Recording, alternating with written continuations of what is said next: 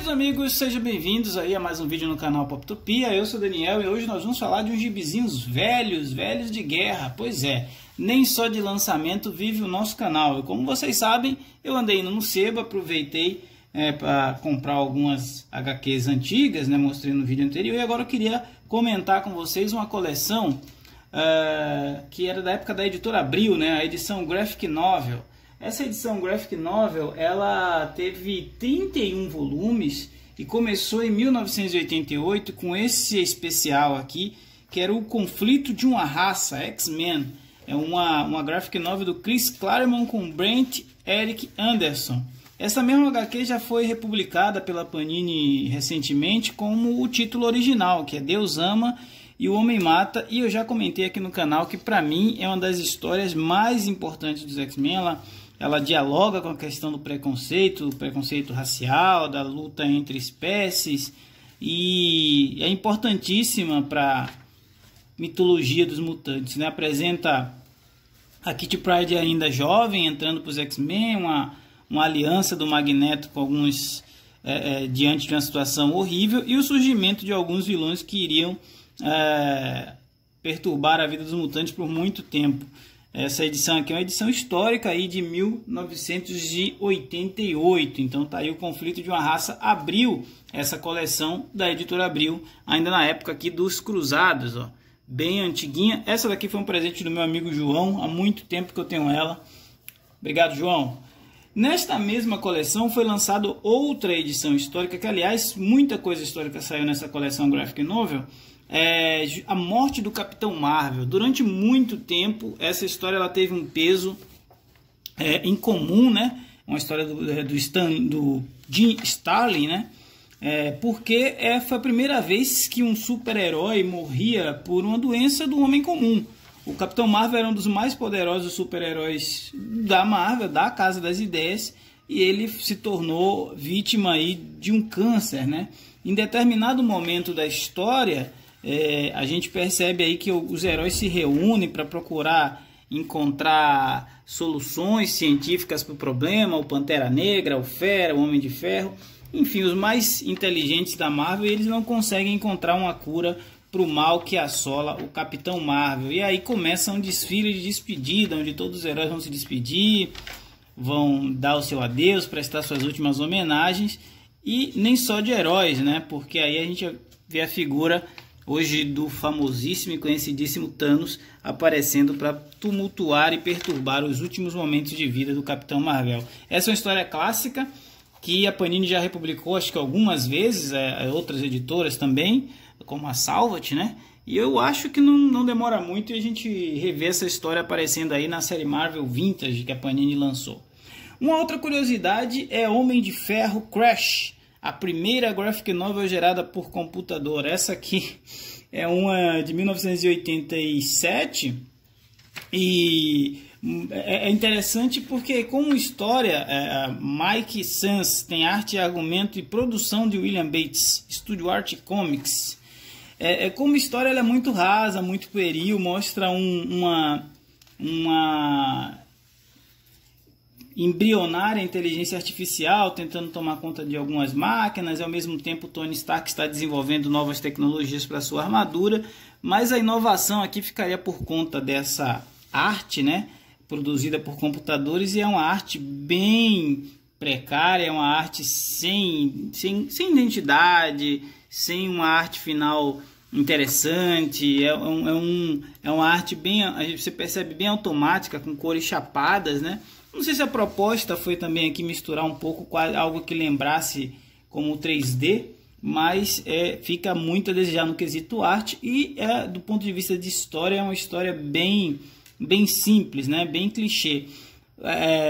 Retrato de uma época que ainda não tinha o nome telefone, chamava-se, não telefone, mas celular, chamava-se Walkphone, então o telefone que anda, né? O telefone móvel.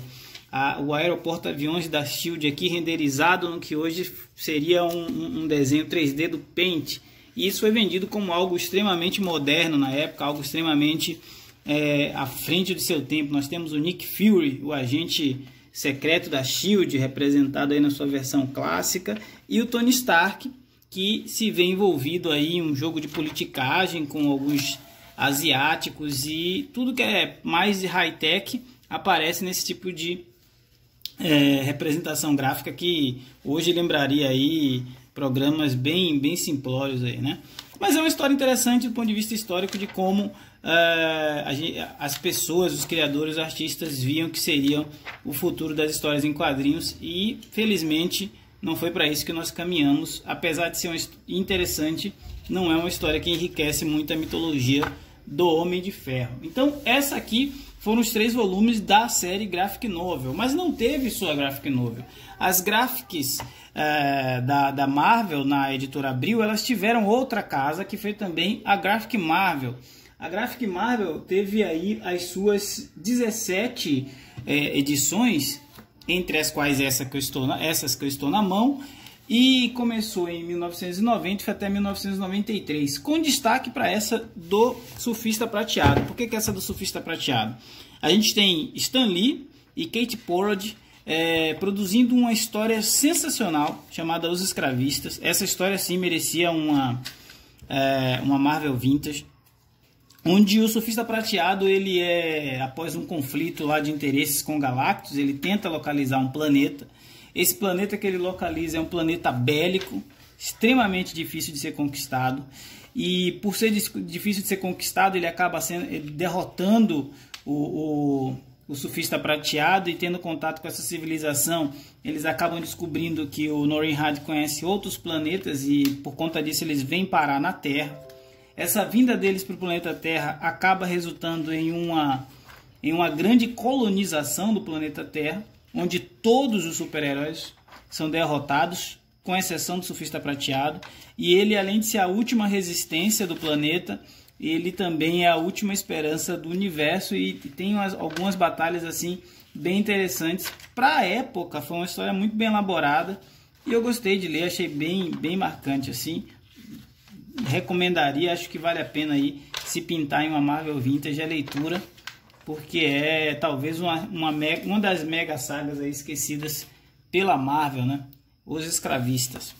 Já comentei aqui também desse Wolverine Escolhas Malditas, aqui no canal fiz resenha mais detalhada. Tom DeFalco e John Buscema, em uma história de espionagem que une Wolverine e Nick Fury. Essa é lá dos anos 80, Wolverine clássico e Nick Fury clássico em ação no Havaí.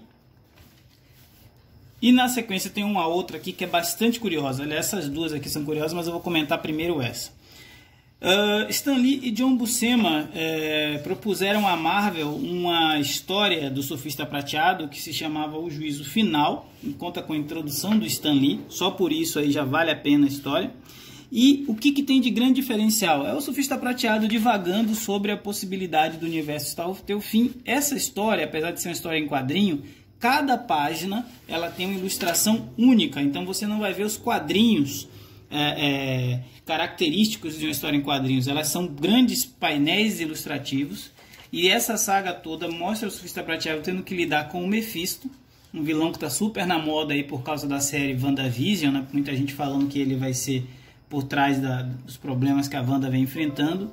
Então nós vemos o Surfista Prateado tendo que lidar com os interesses do Mephisto em conquistar o universo, e ao mesmo tempo com os interesses de Galactus em se alimentar e encontrar um planeta para consumir. E por conta disso nós vamos ver aquela que seria conhecida a Batalha do Juízo Final, que seria a batalha entre Galactus e Mephisto. Cara, é muito interessante como o próprio Stan Lee e o John Buscema conduziram e construíram essa história para que ela fosse assim um grande desfile de painéis, demonstrando não só a grandeza do Galactus, mas com toda a sensibilidade do Surfista Prateado e toda a maldade ao redor da figura do Mephisto. Essa também aqui seria uma excelente indicação para uma futura Marvel Vintage. Para concluir essa leva de Graphic Marvel, a gente teve aí uma que foi bem curiosa, porque ela adaptou o desenho de TV Kitty Pryde, o Orgulho dos X-Men. E como foi essa adaptação? Eles pegaram lá um desenho em longa-metragem que saiu nos anos 80 dos X-Men e trouxeram isso para as histórias em quadrinhos. Basicamente as cenas são reproduzidas aqui com as falas. Então a gente tem um pouco a gente perde um pouco porque não tem a dinâmica da animação, mas a velocidade dos eventos eles são bem marcantes. Do ponto de vista que a gente vê uma equipe que nos quadrinhos dificilmente atuaria junto, então tem Cristal, tem Ciclope, tem Noturno, tem Colossus, tem Kitty Pryde, tem Tempestade, tem Wolverine. Então são várias fases dos X-Men misturados contra vários vilões. Eles enfrentam a Irmandade Mutante, enfrentam o Magneto, a Rainha Branca, enfim, é bem um mix de bastante coisa, né? Foi uma tentativa de fazer uma animação longa dos X-Men e isso foi adaptado em uma graphic Marvel. Para fechar, a gente teve uma tentativa no ano 2007 de ressuscitar o selo Graphic Novels da Marvel, e uma das que chegaram aqui no Brasil, de alguns títulos que saíram, foi Wolverine Saudade. Como que foi essa tentativa? Artistas europeus poderiam trabalhar com heróis da Marvel, e um desses títulos foi Wolverine Saudade, onde Jean-Darry Morvan e Philippe Bouchet desenvolveram uma história onde Wolverine vem parar no Brasil para curtir aí um feriado de carnaval. E essa vinda do Wolverine no Brasil, ele acaba indo parar em Fortaleza, onde ele tem velhos conhecidos, um breve romance e se envolve em uma aventura bastante empolgante com novos mutantes que ele conhece e com uma figura lendária do nosso folclore, né? A Mãe d'Água, a Rainha dos Mares, que seria também a Iemanjá, e o autor deixa entender que essa figura mitológica que tem no folclore brasileiro, de repente, na verdade, se tratava de uma mutante com poderes subaquáticos. E no meio a essa trama aí que o Wolverine vai tentar fazer justiça, tentar promover uma vingança e também fazer jus àquilo que ele faz de melhor.